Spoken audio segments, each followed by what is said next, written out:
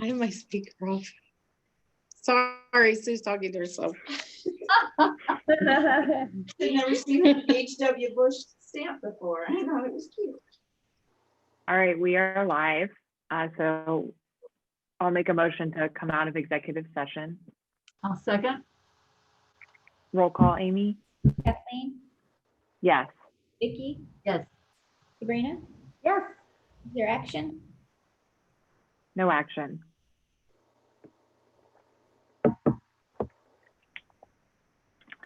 Okay. So we are to your discussion items. Yes, so I present to you the March-April data report. What I've seen as changes on page 1 relevant to public assistance, public welfare benefits have stayed pretty stable with the exception of an increase in Medicaid. Definitely saw an increase because of the loss of employment as a result of COVID-19. So you're going to see that. You're also seeing a significant increase in food stamps for individuals of about 1,600 more. Again, more people applying for public welfare because of loss of employment. Childcare reduced because the centers were closed for a period of time. So that would also be a result of COVID-19.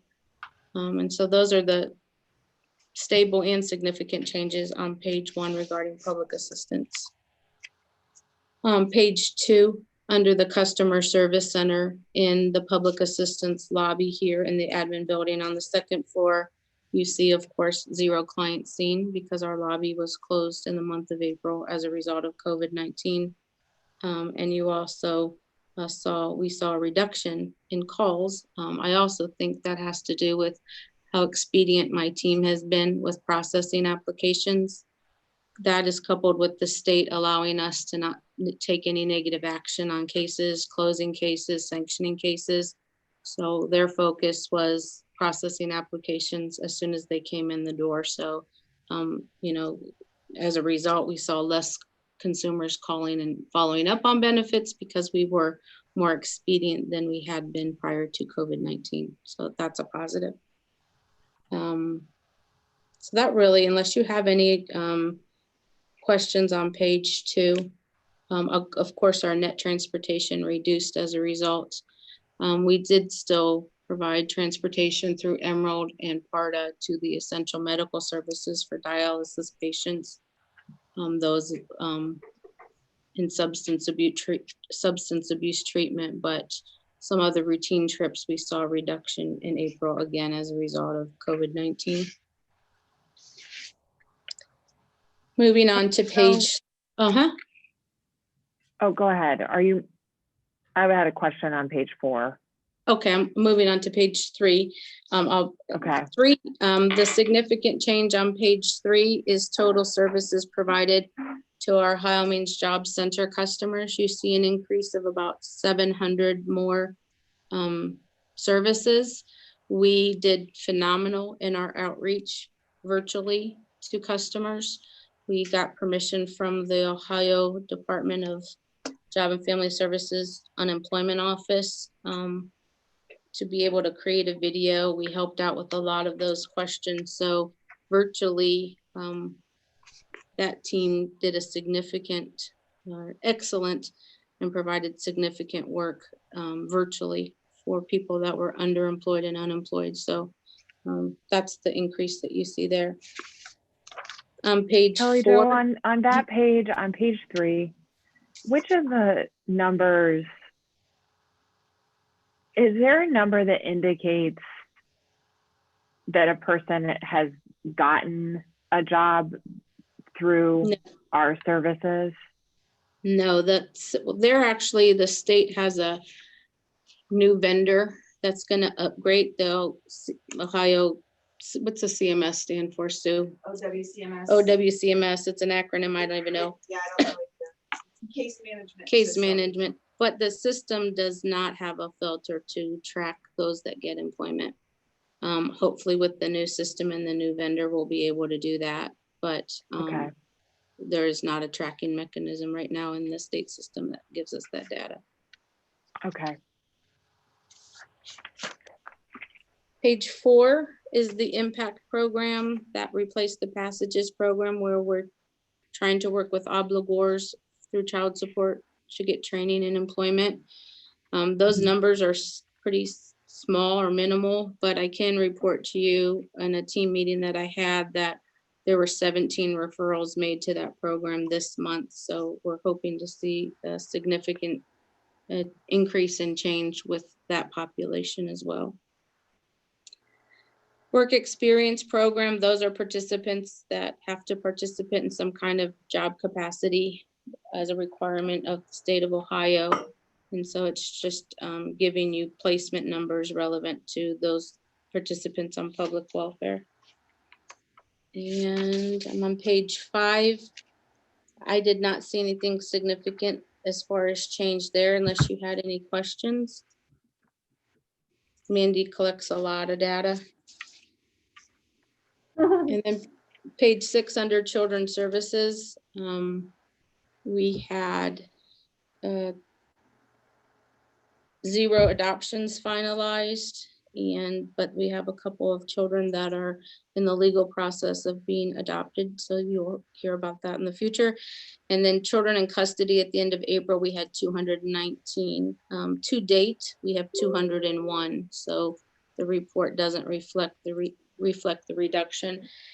We attribute that reduction to schools being out earlier and us not having the reports coming in through the abuse neglect hotline as we had in the past. So we absolutely believe that children are still being abused and neglected. We're just not seeing the amount of referrals that we had in the past. So again, unfortunately, and fortunately, it's a double-edged sword. For us, we're not learning about all of it from a system and a financial standpoint. It's allowed us to see a reduction in numbers. So 201 as of this month. So basically what you're saying is that number is deceiving, correct? It's sad. We're saving money because we have less kids in care, but we are also receiving a reduced number of referrals because the schools were out early, and that's a predominant reporting source for us. Right. So the sad part is abuse and neglect didn't stop, and our momentum hasn't changed because we're doing anything different.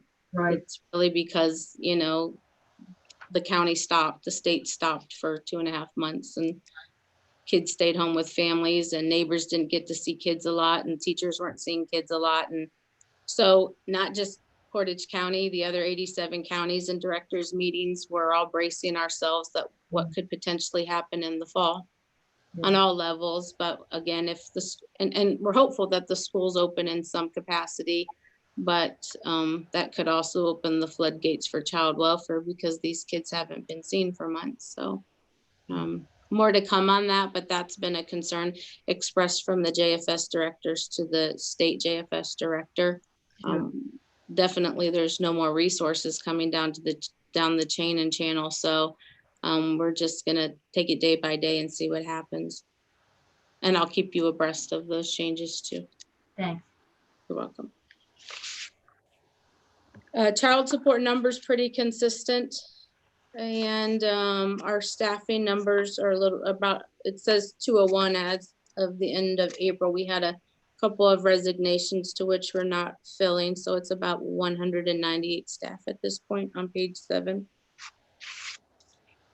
And that's all I had to report unless you had questions on the data report. No questions? No. Good, okay. Then I typed you a memo on JFS operations, outreach, and training as a result of COVID-19. So we've been very successful in the telework world. We do virtual meetings every other Wednesday. One Wednesday, I think the odd number of months, the admins report out, administrators report out to the supervisors.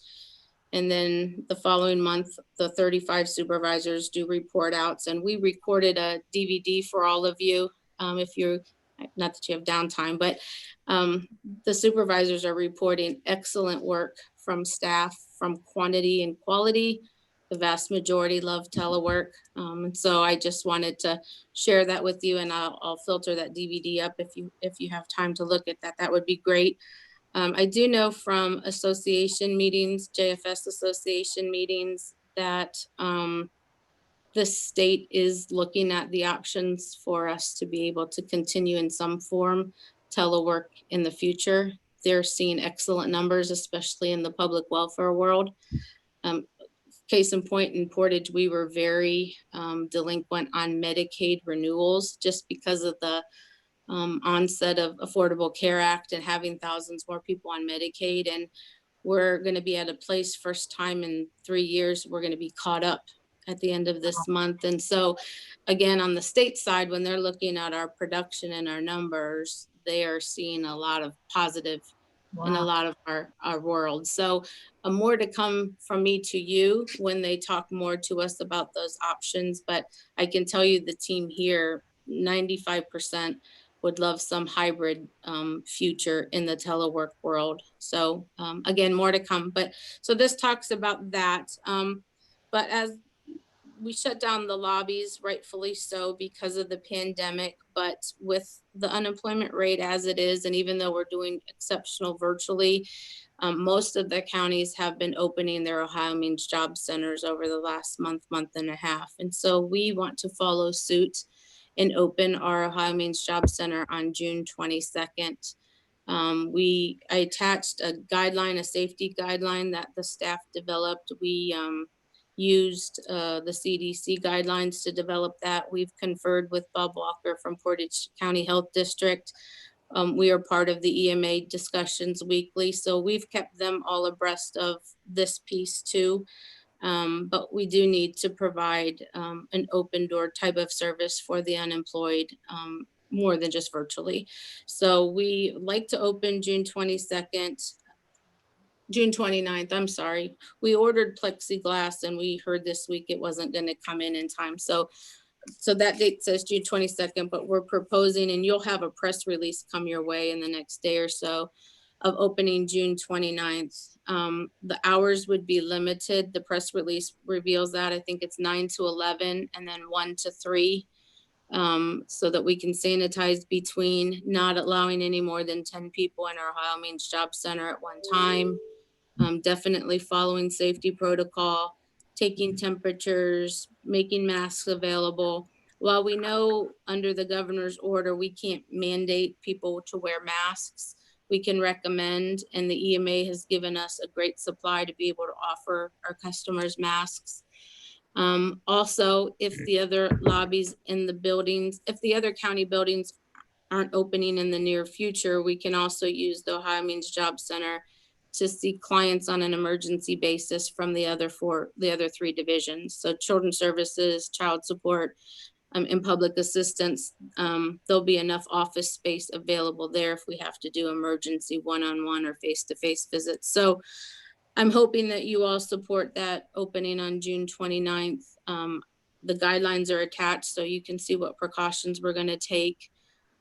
All about 95 of our staff have completed training with Bob Walker through the Portage County Health District, and the remainder, 105, are scheduled in the month of July. So any of the staff that are going to be working out of the Ohio Means Job Center, and it's going to be about 10, not the full staff, have already received full training on safety. And so I just wanted to make you aware of that, see if you had any questions, and also ask your support in reopening on June 29th. But Holly Jo, I think that makes a lot of sense, especially in light of the unemployment situation and the ability of your staff to help assist our residents in their time of need. One point you made about different safety standards in place. We actually could require masks. That's up to individual employers and individual businesses and entities if they want to do that. The governor did not require it, but a business or public entity can. And I know we have that in some, like the courthouse, for example. Yeah. there are requirements. So I think you should think about that, and especially maybe talk to your staff that are going to be on site. I think that would be a good recommendation to require it to keep them safe and members of the public safe. The so I signage, just- yeah, the signage we developed does say that we recommended it. Again, I was made to believe in one of the EMA meetings that we couldn't require it. So we put the signage that we strongly recommend it. But if you say that, we can research more if we can require it. I'd love to require it. I was just kind of told we weren't allowed to, so I got a you can different message. require it. You can, okay. You can require it. You're not Okay. we're required to have our staff, and then Right. it's up to us whether we want to require the public. So you can require the public. Then to I do will it, just but that- change, I'll change the verbiage on the sign, because for safety measures, we would prefer to require it. Yeah, and let's hold for a moment because it looks like we lost Sabrina. Oh, okay. She may have had a connection issue.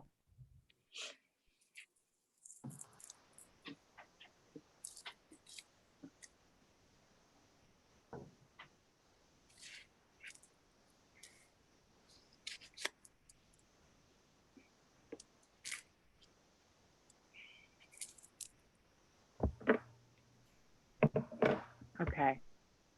She's back. We can keep going. I'm good, okay. Sorry Yeah. about That's okay. Jane, Commissioner, did you have a question?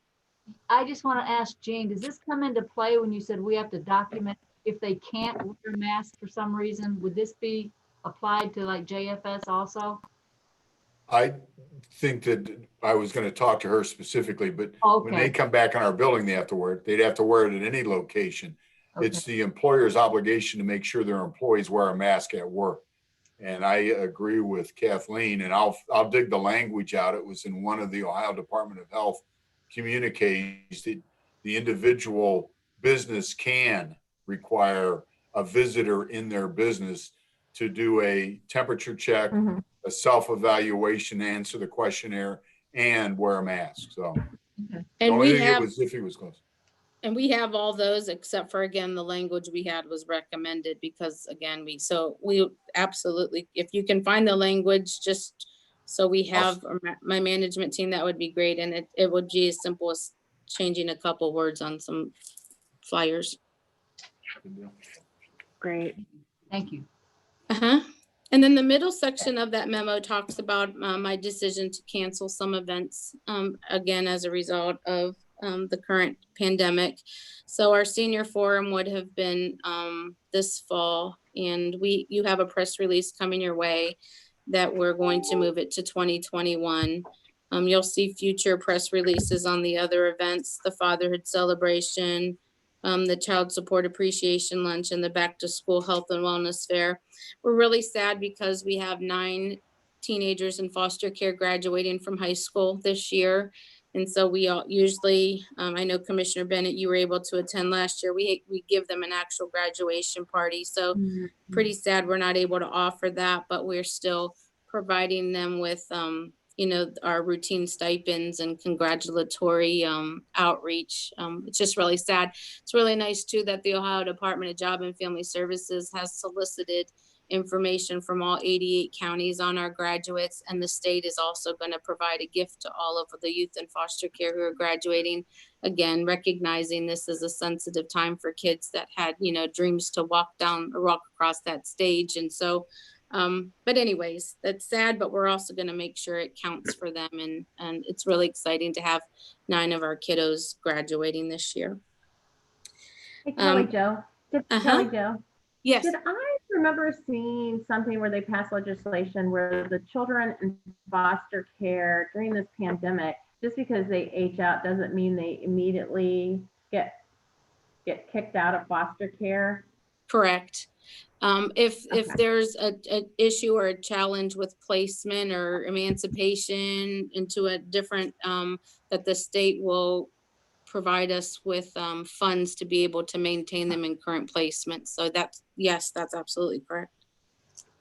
Thank you. Fortunate in our county, we didn't have that need, but it was really great to know that the state recognized that and was, willing to support that. So that's great. Good. All of our associations to which we belong to has decided not to hold fall conferences, training conferences, of course, because of the pandemic. So we are not participating in any training or fall conferences with our state associations this fall. So I wanted to make you aware of that. And then following suit with the county, we had already imposed the hiring freeze in children's services because of the residential placement crisis, so on and so forth. But I did speak to my management team this week and inform them that that hiring freeze will follow all of our divisions effective immediately. So that speaks to that. And then, again, I'll send out an email to all staff today. Unfortunately, I'm out next week for medical and I give them weekly updates. So I'll speak to that hiring freeze in today's email. And then as we continue to amend operations and changes, I'll make sure that you're aware of them, but you do have about 4 or 5 2 press releases and a couple of flyers coming your way on some of these things that I just discussed. Not on this memo, but I did want to also tell you that every year we provide back to school vouchers for kids, for families. We have historically provided $100 vouchers for families that are on food assistance and $75 vouchers for families that are on Ohio Works First cash assistance. This year, we decided to offer all families a $75 voucher. Last year, we issued over 1,500 vouchers to families that are under the 200% poverty guideline. We're going to continue to do that. We have the TANF funds. We're working with a local school to do kind of a drive-through outdoor pickup of vouchers, so we don't have crowds coming into any physical location. So I'll definitely update you on that, but we do still want to make those vouchers available to families. While it's not a significant amount of money, it does help with purchases of, shoes and some items for returning back to school. So we're going to continue that effort this year, but just in an outdoor issuance kind of capacity. That's all I had on that memo. And definitely will change the language to put required and look forward to getting that language from Eugene, and we'll go forward with that. And then the next is a memo about a contract terminations too, and an amendment. So with Family and Community Services, we currently have 3 support service contracts. One is called Intensive Intervention. The other is Peaceful Safer Solutions. And the third is Parenting Towards Solutions. In total, those 3 contracts cost about $81,000 a year. You all supported us terminating a contract called MST MST, multisystemic therapy. Multisystemic therapy. We terminated that contract. Latter part of last year was about $125,000 contract. And so all of these provide some similar type of support services that has a mental health counseling connection to them. And so we brainstormed with Family and Community Services on ways we could just provide these services from one contract and not have all these multiple that, have, some similarities. And so Mark Ferzone and 3 or 4 of his team members and myself and 4 or 5 of mine had several meetings, and we all collectively agreed to merging these into one contract with a rename of the REACH program. That contract, they believe that they could provide services to approximately 40 families for under $50,000 a month. And why that is because most of the services can now be billed through Medicaid, which would not impact our operating budget. So if you all support this merging of 3 to 1 and this reduction from 81,000 to 50 or below, we will send out notices on 2 of the contracts to Family and Community with our intention to terminate those contracts within 30 days. And then you will also see in the next week or so, the new contract in its final form for review. And we could talk about those services in depth. So again, Mr. Frazone is aware, is supportive. We're trying to streamline and save money at the same time. So Sounds great. that's Yeah. that. Good job. Definitely. Okay. All right, then moving on to the children's services budget. And after that, if I could just have two questions of you after this budget presentation, in addition to the resolution. So when we met with you coming over, Sue? Okay, just come to the side. We'll sit on top of each other. When we were at the last meeting, I believe it was last or the meeting before that, we presented our strategies to you for cost reductions in children's services. And those strategies correlated to $410,000. These budgets for all of our divisions are uploaded into Munis, but what Sue did was created this budget with the help and support of a retired state fiscal person, just to bring some reality to it and to illustrate to you how our monies come in, how they don't come in uniformly. That one month we might get reimbursement of 200,000, and the next month we could potentially get over $1 million because that's the month that we're entitled to tax dollars, or from the auditor. So we don't get dollars coming in routinely based on how the state has us set up. So I'm gonna let Sue explain to you what she did with this budget. We met with you February, I think, on this issue. So she started, or April we did, March or April, I don't know, she can explain it to you, but she started with that point in time from a cash balance and move forward. What this budget is based on is, I'm just illustrating this to you now, is that $410,000 that we've put into play with strategies to reduce expenditures from December on. And since my meeting with you, we've also identified $209,000 more in cost savings. So for a total cost savings in this budget of $620,000, $886,000.09. Wow. Great, but the sad part about this is we thought that, if you can recall, we talked about us being a Protect Ohio county and that we were at a $500,000 deficit at the end of the year because of the loss of being a Protect Ohio waiver county. The state had told us that we would have some kind of makeup for the loss of those funds in a gap fund. We just learned within the last 3 weeks that gap funding is not even going to be available to us until January of 2021. So the hole was never filled for us from the state. The hole is represented in this budget for a little less than $1 million less in funds.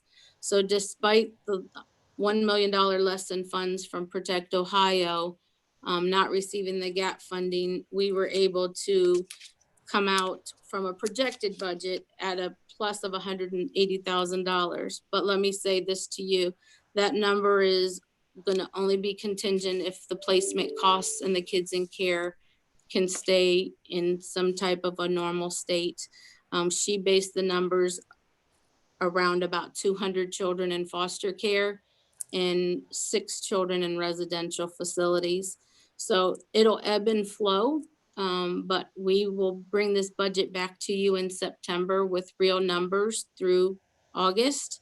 And the reality is, if residential costs don't decrease, and we definitely can't ever sacrifice children or safety and risk, there is a chance that I would have to come before the board and ask for financial support on placement costs. The placement costs associated with kids that are remanded in our care from the courts last year were $1 million of our $300 million placement costs, and we do not get contribution from the courts regarding that, regarding those kiddos. So We've been carrying a $3 million average cost on placements for quite some time. And so we've exhausted every strategy outside of laying off staff that we could find to come up with that $620,000 cost savings. And it is my sincere hope that we don't have increased numbers over the next 3 months and that we can strategize. Our social workers are effective and doing everything they can to step kids out of these residential placements as soon as they're able to, meaning they no longer need those services. But the hard and fast reality is, as you know, even with the opioid epidemic, is we can't control what goes on in families, and we can't control, the number of kids that come into our custody via family court either. We can only try to work on creative solutions in tandem with the courts, and also wraparound services for kids that maybe we don't need to place them in residential initially, that we work more intimately with families, and residential facilities are the last resort options. But those things are, ultimately not always in our control. So I'm just projecting the worst case scenario when we come back in September. My prayer and hope is the best case scenario as we continue to be efficient and we continue to be creative, and we don't come to you with an emergent need. We don't want to get to a place where we have been at the latter part of years that we're spinning and waiting for state dollars that are promised with no dollar amounts tied to them. I mean, that's where we've been really hopeful over the last year. And there's been new money, but the new monies are often reimbursements and not allocations. So you have to bill for services to get those monies back, or pay for services before you get those monies back. And so that's the stinky part of how the state works, that we don't get an allocation up front like other places do. So anyways, I'll shut up, but I would like to defer to Sue. She can give you a little bit of background and if you have any questions, but you would get this again in September with actuals up through August, then when it's represented. So you want to sit here and I'll move it. All right, well, it's pretty simple what we tried to do. So the line that you see where it says cash balance as of April 30th, everything above that had already happened. So I just put in there exactly the expenses and revenues or deposits that we had. Everything going forward was a estimate. It shouldn't say everything. There are some things that we know ahead of time how much we're going to get back. And some things that we don't. Pardon me, I got a cough. Okay. So what I tried to do was, under the deposits, I put the things that I know, what the state is really good at is when they do reimburse us, they've offset it so that we are always getting something every month. So that's good that they don't, front load us or back load us, but it is always different monthly, depending on, what month it is, what we're getting back. So I tried in the deposits to break down everything that I knew we were getting and the amounts that we were getting. And then in the expenses, we budgeted for the money that has to go back to public assistance, for all the group home expenses, adoption, foster, payroll that comes out, and then our average monthly placement costs and our average monthly contract expenses, along with just a $20,000 placeholder in there for any miscellaneous expenses. So for daycares or reimbursements to families or whatever that may be. And then within each month, all I did was take the deposits that are expected, subtracted the expenses off, and showed the negative or positive for each month. We also put in paying for the remainder of our 2019 contracts. So those are in there as well. And then the bottom line, the total is just starting with the cash balance as of April 30th, subtracting or adding each month as we go. We're still projected to have 180,000 left over for over expenses. What the hard thing is to do is to really project ahead of time, because a lot of times well, I shouldn't say a lot of times, our expenses are based on, or our reimbursements are based on our expenses. So depending on what you pay, your reimbursement's gonna reflect that. So I tried as best I could to look back in history and see what it looked like for our 4E reimbursement, which is the reimbursement on here. It says SACWIS reimbursement. But we only have, we've only been getting that since last October. So it's just best guess right now. So we're hoping that our reimbursements will go up. We're hoping that our expenses will go down and that we'll be even in a better situation at the end. We do only have, like Kelly Jo said, one allocation that's advanced. All of our other allocations are reimbursements. So we do get every January and then quarterly after that, our state child protective allocation advanced for like 353,000, I think is what it is. So we rely on the reimbursement for everything else. And then like Kelly Jo said too, our gap funding, we were originally, I'm not gonna say we were led to believe, but the way it was explained to us, there was gonna be gap funding for the Protect Ohio counties for that gap where we lost out on Protect Ohio and we weren't yet able to chart or to bill the federal government for 4E reimbursement.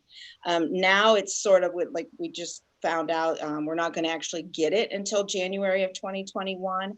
And then they're not real sure, or they're not real clear, I guess I should say, on the use of it. So whether we'll be able to recode past expenses to it so that, you know, that would be the best case scenario for us if we've already paid something, that we could code something we've already paid to it, or whether it'll be future expenses that we use it for.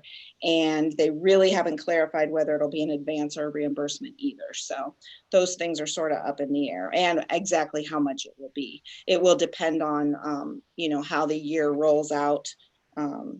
In what claims we would have had the old way as opposed to the new way. So anybody have any questions? So Sue, I have a question. Are we all caught up on 2019 bills? All but the, go ahead. Go ahead. No, I didn't know if you needed me to repeat or if I broke up. Oh, nope, you are breaking up a little, but I think I heard it all. Yes. We will be as soon as July hits, and that is built into the July expenses budget on here. Okay. And so, you know, those are correlation to not receiving invoices in 2019. Those invoices came to us in 2020.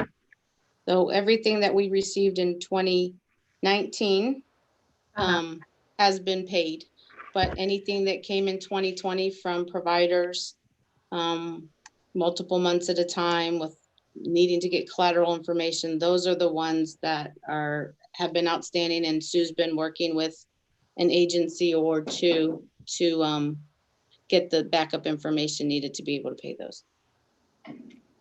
Okay. Quick question, Sue. Sure. Maybe you don't have the number off the top of your head, but you're reporting 89,000 in cash effective April 30th. Do you know what that was April 30th of 2019? I do not, but I can get that amount to you easy enough. Just looking what we're trending, you know. Yep, absolutely. Okay. I'll send that to you. And Sue, how does the 184 projection compare to year end 2019? I believe that at year end 2019, gosh, I know we were less than $100,000. I want to say right around $50,000 or $60,000, if I remember right. And again, we just have implemented $500,000 in savings for the first half of 2020. And then again, the other 220 will be the remainder of 2020.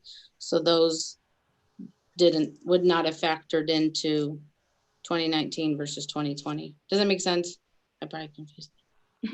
At the end of 2019, we did not have the cost saving measures in place. We did that starting December. So the $690,000 that we've realized in our works and strategies are reflective in 2020 only. So again, we ended and presented to you at the end of year that we were at a loss relevant to Protect Ohio of $500,000.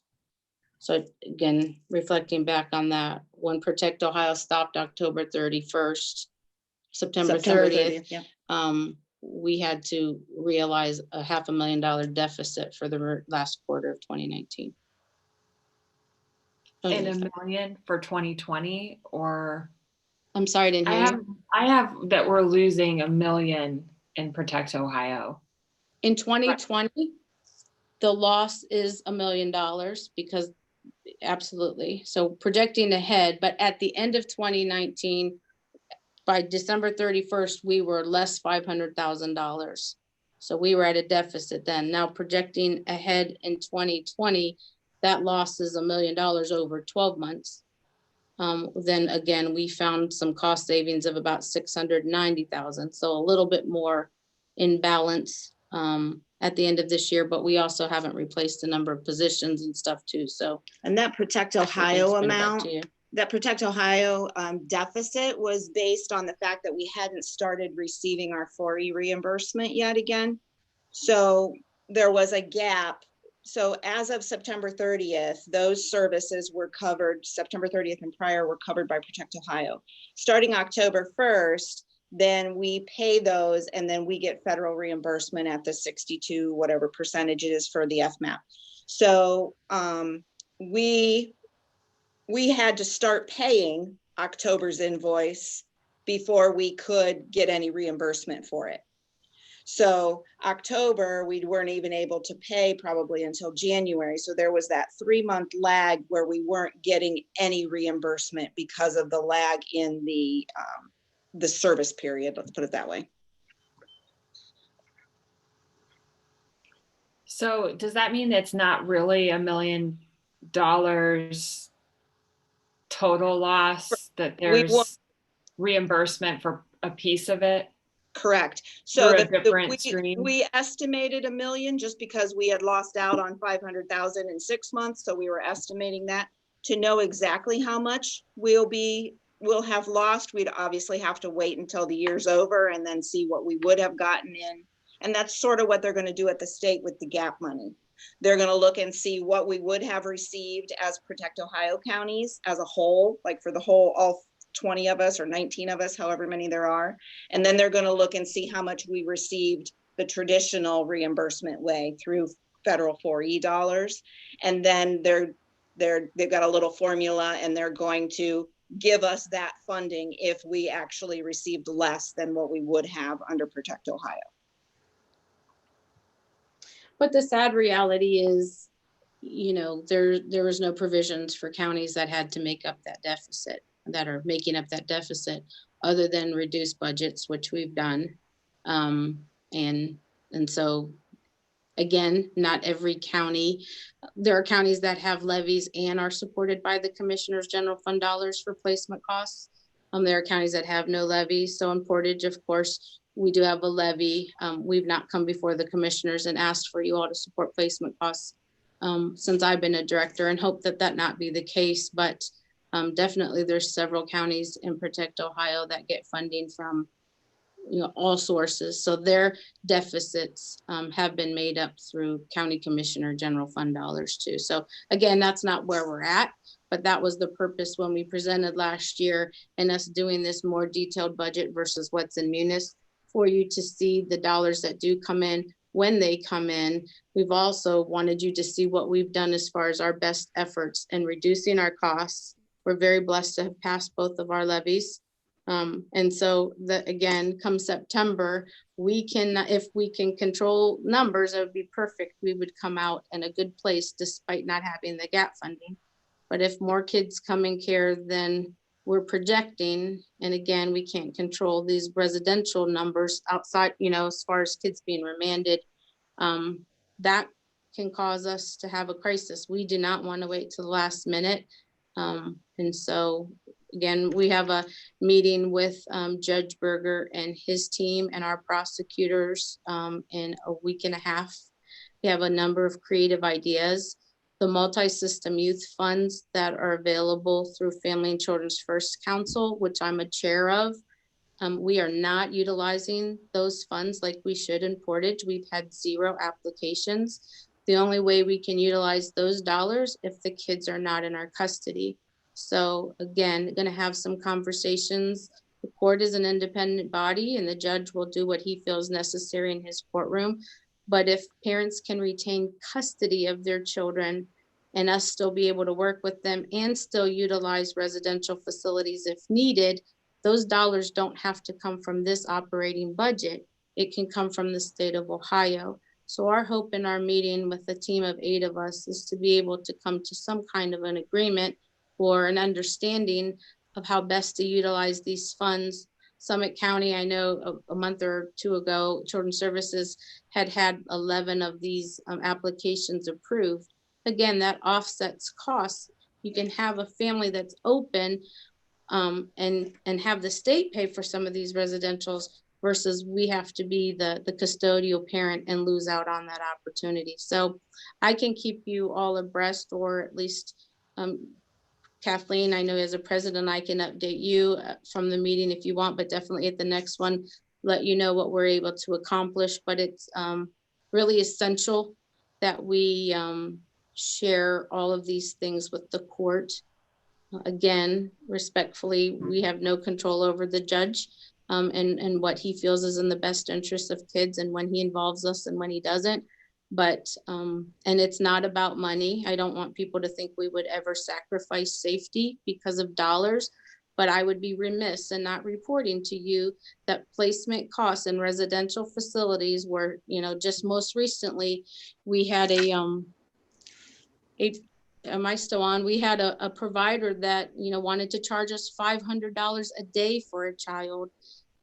We have to be very cognizant and assess really critically what these kids are getting at these facilities to commit to us wanting to engage in these contracts. And unfortunately for me as the director, I have to balance between what's in the best interest of kids and safety and the financial implications too. And it's not a fun task at all. And so again, hopefully we can do some creative things with the courts and at least offset some of those costs. So just wanted to share that with you, and we're trying really hard. I know my system very well, but definitely cannot control those certain things. So anyways, I'm on a soapbox, I'll shut up. Kelly Jo, I just want to say, I think you do an outstanding job. I respect you so much in the role that you have. You're very compassionate, have a lot of empathy, and you're right. You try to balance the finance with the welfare of the children. And I have faith that you will never undermine the children because of finance. However, you're trying your best to make that balance. Thank you. I really appreciate that. I lose a lot of sleep at night over money, and I know. And then coupled with tragedies with kids. But Sue is very well respected in the fiscal world in JFS, and we're opening ourselves up. There's nothing to hide. We cannot control the number of kids in care, but we can only do our best to reunite sooner and not place children at risk. So we're committed to coming quarterly to you on these updates now that we have this, tailor-made kind of budget outside of Munis, and present to you whatever you need to know. I've tried really hard to not have to come to the commissioners for any kind of financial asks, and I would hope we would never have to do that, but the reality is. So I appreciate you saying that very much. Thank you so much. Oh, you're welcome. And Sue does an outstanding job. You work very well together. You're welcome. Thank you. Kelly Jo. Yes, ma'am. Are we realizing any savings from having the group home? I know it looks like we had 5 kids in there. Yep. Is that helping us any at all? I mean, are we to that point? Yep. Sue has projected $125,000 savings for the year. And that we based on 5 kids or 6? Ooh, I think it was 6. 6 kids. We have the capacity to take in 8, but we have seen savings, especially regarding them stepping down from residential facilities again, where they're charging us $300, $400 a day, stepping down into the group home. We're not having to pay that. And we are able to seek reimbursement for the kids in the group home. So absolutely, it is allowing us to see savings. Okay, So Kelly, Good. so is yeah, why to come to us today then for an advance on the taxes? I didn't hear. Is that why you're coming? Yes, Yeah, ma'am. yeah, that's Just the because last thing. we would get it in the latter part of July, but getting it earlier is best for us because Resolution then we here for can start. advance taxes on the proceeds. And we did it last year too. So unfortunately the auditor knows we do this frequently. So it just helps us to have the money sooner in the month rather than later. So Sue had that resolution to present to you. Okay. You ready? Are we Yeah, ready I for the resolution? Thank you. Approved request for the county auditor to advance taxes from the proceeds of the 2020 tax collection year pursuant to section 321-34 of the Ohio Revised Code to Portage County Job and Family Services. I will second. Roll call, Amy? Vicky, Yes. Sabrina, Yes. Yes. Can I just bring Oh, up that's right, you one had more questions. item? Sure. So again, I intend to send out to all of my JFS team bargaining and non-bargaining about the hiring freeze. And then I'll be sending out other correspondence regarding some other cost saving measures that we're going to employ. But we did, prior to the commissioners adopting hiring freeze resolution, post an interview for the MIS coordinator, who is our IT specialist, David Moore. He went on to a school district. We had second interviews. Sue and Brian Boykin interviewed 2 candidates a second time last week. I would ask though, if the commissioners could consider allowing us to hire that position. It's critical now that we're teleworking. And it's critical if there's some modifications made from JFS IT. So I don't know if you would want to speak to your decision on that now, but that was in play before of all these changes. So I don't know if you have any questions, but I'm hoping that you could consider allowing me filling that position. Yeah. I think it's like, as you stated, it's essential with the teleworking. And it's something that I don't think is going to go away anytime soon and probably will become part of it. Oh,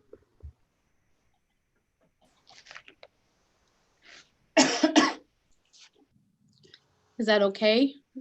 Do I need to get a vote for something like that? That, again, we I haven't can offered a understand position yet. that being essential and wanting to replace that. Oh, no. Sue, I didn't get that. Sabrina, What did you say? cut out a little bit. Could you say that again? Oh, nothing other than I support that because I can understand essential, especially with the teleworking. And teleworking is not gonna probably go away anytime soon and probably will become part of our new way of doing things. Right. Yeah. Well, again, as I stated to Randy, we normally do go with the director's recommendation. I think that makes sense as well. I think we should try to come up with a standardized kind of couple of questions about hiring decisions going forward, just for directors to think through whether the hire is absolutely necessary or not. And maybe, Jean, that's something that you could work with Janet on. In lieu of having that ready, this hire seems that it would fall into whatever those questions that we come up with would be. I mean, as many staff of you as you have, the IT help desk numbers that you present, it just seems like an essential hire. So I join the other two and say that makes sense. And then hopefully, Jean, we could standardize that a little bit going forward as we face these hiring decisions. I'm in total agreement with that. And I only have one question. Is there just one person in your organization that's IT? No, we have 3 actually. Okay. Again, but we have 4 program areas and 200 Understood. employees. So they're working on 4 different eligibility Platforms. systems. And we follow the state guidelines. So yeah, so it's a pretty robust. That's survey. that's where I was headed, and you just Yeah. answered the question. This is almost state mandated. Yeah, Okay.